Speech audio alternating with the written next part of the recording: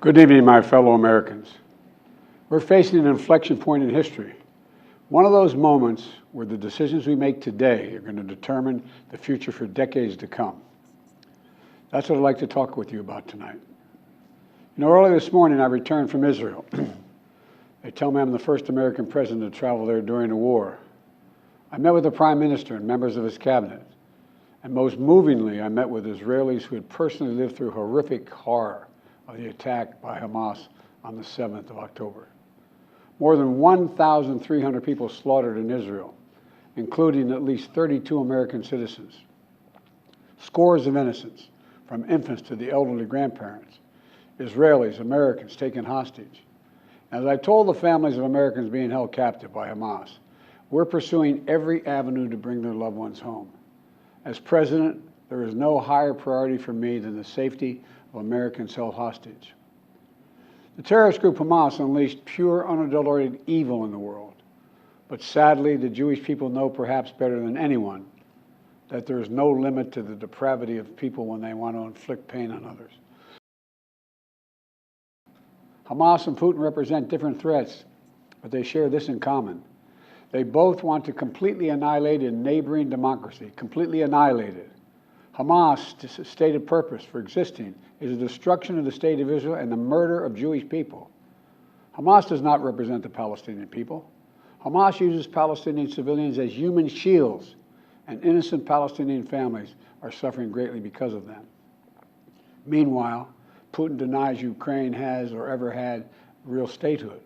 He claims the Soviet Union created Ukraine. And just 2 weeks ago, he told the world that if the United States and our allies withdraw, and if the United States withdraw, our allies will as well, military support for Ukraine would have, quote, a week left to live, but we're not withdrawing.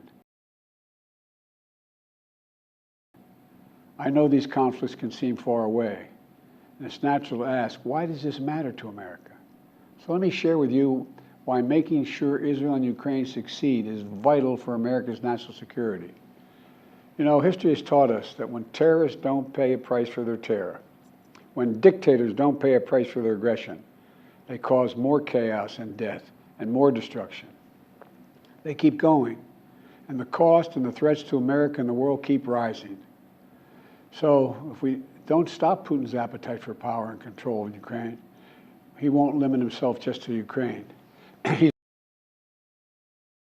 Make it clear, we do not seek to have American troops fighting in Russia or fighting against Russia. Beyond Europe, we know that our allies, and maybe most importantly our adversaries and competitors, are watching. They're watching our response in Ukraine as well. And if we walk away and let Putin erase Ukraine's independence, would-be aggressors around the world would be emboldened to try the same.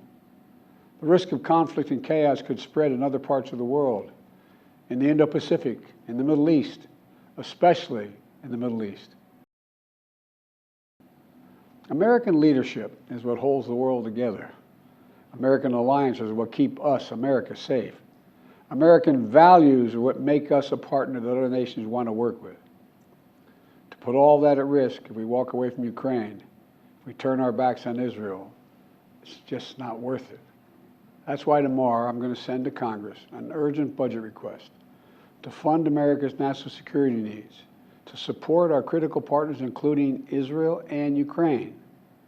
It's a smart investment that's going to pay dividends for American security for generations. Help us keep American troops out of harm's way. Help us build a world that is safer, more peaceful, more prosperous for our children and grandchildren.